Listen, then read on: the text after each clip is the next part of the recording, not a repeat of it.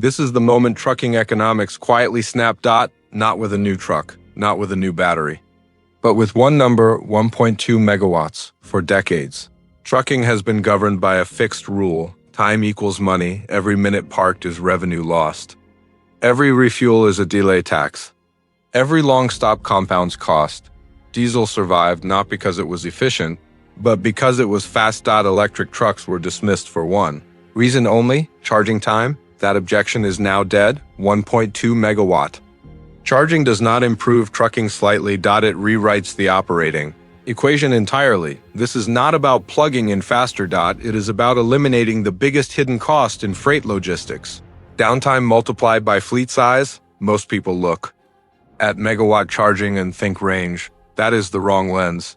The real impact is utilization. How many miles per day a truck can run, how many loads per week it can complete, how many revenue hours it can unlock. When charging drops below the threshold of driver rest time, the entire model flips. The truck no longer waits for energy.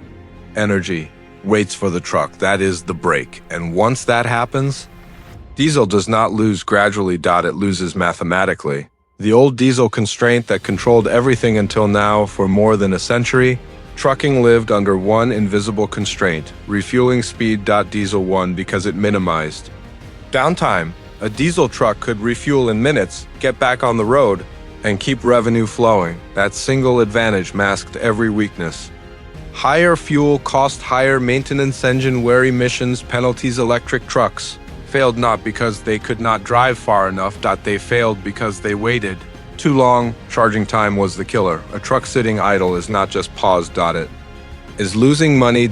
Every minute plugged in meant missed delivery windows, lower daily mileage, underutilized drivers. Inefficient asset use. This is why fleets rejected early electric trucks, even if fuel was cheaper. The time penalty erased the savings. Diesel controlled the clock, and whoever controls the clock controls the industry.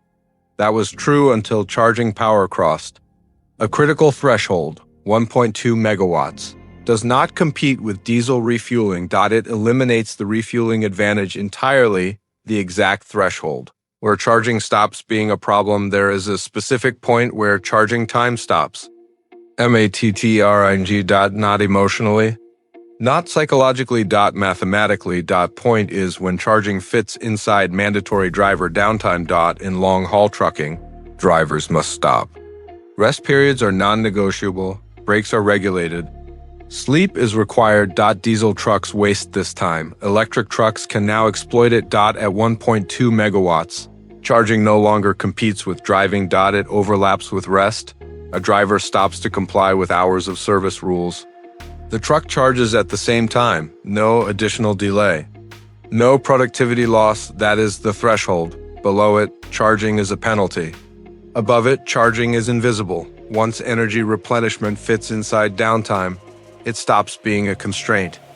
It becomes a background process.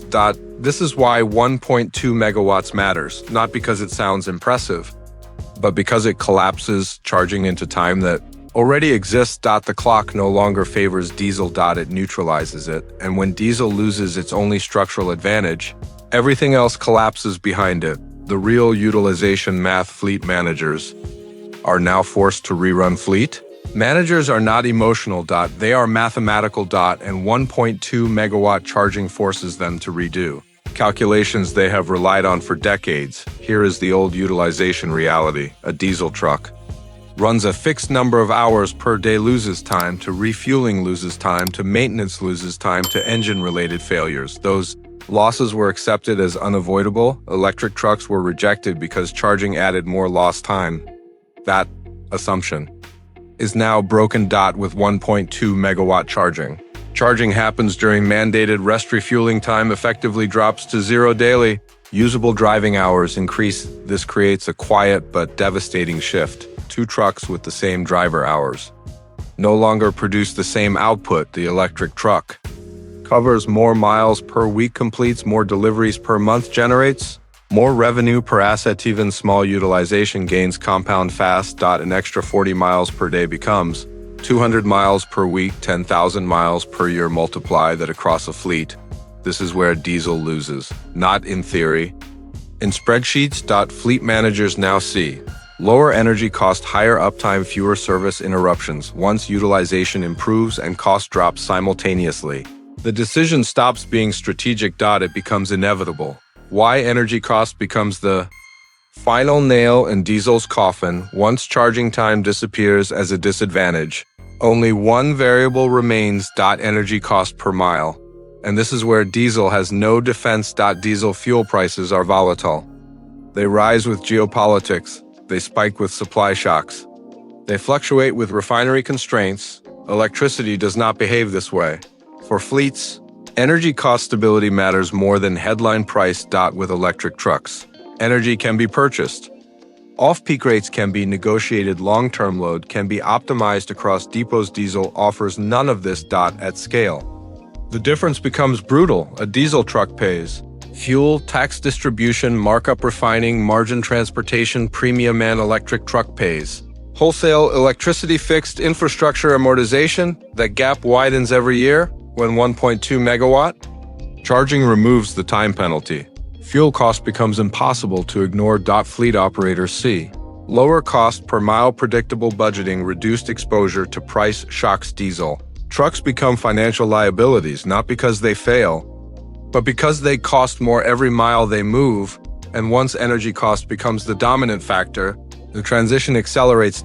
Not from pressure, from preference. The maintenance equation: diesel cannot escape. Fuel is not diesel's biggest problem. Maintenance is a diesel truck is a mechanical system built around friction. Hundreds of moving parts, high heat, constant vibration, continuous wear. Every mile adds stress, every hour increases failure probability. Fleet managers understand this reality intimately. Diesel maintenance is not optional. It is scheduled, frequent, and expensive. Engine oil changes, fuel system servicing, transmission repairs, exhaust treatment systems, turbochargers, cooling systems. Each component has a service interval. Each interval creates downtime. Each downtime event reduces utilization. Electric trucks remove most of this equation. No engine oil, no fuel injectors, no exhaust aftertreatment, no complex transmission. Fewer parts mean fewer failures. Fewer failures mean higher uptime. Higher uptime means more revenue per truck. This is where 1.2 megawatt charging quietly amplifies the advantage, because when charging time disappears as a constraint, maintenance becomes the dominant downtime factor. Diesel trucks spend more time unavailable. Electric trucks stay on the road. That gap compounds. Over a year, over a fleet, over a decade. Maintenance cost is not just money. It is lost opportunity. And diesel has no way to escape it. The driver experience shift no one is talking about most. Trucking discussions focus on machines. Drivers are the real constraint, and this is where 1.2 megawatt charging creates a silent advantage that fleets cannot ignore. Diesel driving is exhausting. Noise, vibration, heat, constant mechanical feedback. Long shifts amplify fatigue. Fatigue increases mistakes. Mistakes increase accidents. Electric trucks change this completely. Quiet cabins reduce stress. Instant torque smooths acceleration. Regenerative braking lowers physical strain. Cabin temperature remains stable without engine cycling, but charging used to disrupt drivers. Waiting, scheduling uncertainty. Pressure to rush brakes. That disappears at 1.2 megawatts. Charging aligns with rest. Drivers stop because they must. They leave rested and fully charged. No anxiety, no rushing, no idle frustration. This changes retention. Drivers prefer predictable schedules, lower fatigue. Modern equipment fleets that deploy electric trucks with megawatt charging gain a recruiting advantage, and in an industry with chronic driver shortages, that matters. Better drivers, lower turnover, fewer accidents. That is not a soft benefit. It shows up on insurance premiums, safety metrics, and long-term cost. Diesel cannot replicate this experience, and once drivers experience it, they resist going back. The infrastructure myth that is already collapsing. The last argument against electric trucking always sounds the same. The infrastructure is not ready. That argument is now outdated. 1.2 megawatt charging changes How infrastructure is built and used. Diesel infrastructure grew slowly because it had to. Fuel stations required. Fuel transport, logistics, storage tanks, environmental compliance, continuous refilling, electric. Infrastructure behaves differently. It scales with demand. Megawatt chargers are not placed randomly.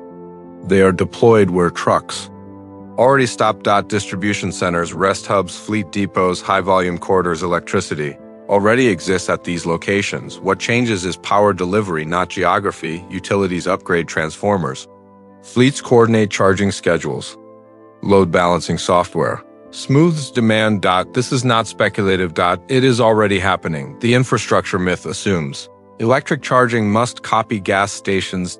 It does not. Electric trucks charge where trucks naturally pause. That alignment is why 1.2 megawatts matters. It removes the need for new behavior. No detours, no waiting, no rerouting. Once infrastructure follows existing freight patterns, rollout accelerates quietly, predictably, inevitably.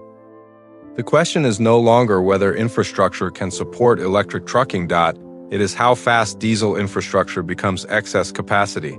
The compounding advantage that makes the shift permanent. This is where the transition stops being reversible. When multiple advantages stack, the system locks. 1.2 megawatt. Higher revenue justifies faster fleet expansion. Larger fleets reduce per unit costs. Costs fall again. This is compounding. Diesel does not compound. It PLATEE. Fuel costs fluctuate. Maintenance costs rise. Utilization stays capped. Electric trucking compounds in the opposite direction. Every improvement reinforces the next. Better charging increases uptime. Higher uptime improves economics better. Economics accelerate adoption. This is why early transitions feel slow. Then suddenly they are everywhere. Once fleets cross a certain adoption threshold, the market flips, suppliers shift priorities, service networks realign. Residual values collapse for diesel assets. At that point, going back makes no sense, not emotionally, not politically, not financially. This is the moment trucking stops being about preference. It becomes about survival. And compounding systems always win against static ones. Why this transition happens faster than anyone expects. Industry transitions never feel fast while they are starting. They feel impossible, then they feel sudden. Electric trucking follows the same pattern for years. Adoption looks slow because early barriers dominate the conversation. Charging time, range anxiety, infrastructure concerns. Those arguments delay commitment, but once a single constraint breaks, decisions stop being theoretical. Fleet managers do not debate ideology. They act on spreadsheets. Once the math turns positive, utilities adapt faster than expected. Charging networks expand where revenue is guaranteed. This is why transitions compress. Nothing happens. Then everything happens. Diesel fleets do not shrink gradually. They stop growing, then they stall. Then they are replaced during normal replacement cycles. No mass scrapping. No dramatic collapse. Just silence. The industry wakes up one day and realizes the default has changed. Electric is no longer not a charging upgrade. It is a structural break. 1.2 megawatt charging removes no downtime penalty. The math flips permanently. From that moment forward, trucking stops being about habit and starts being about arithmetic. Fleets do not argue with arithmetic. They follow it. And when the numbers point in one direction, the industry moves together, quietly at first. Then all at once. That is how trucking changes forever, not with headlines.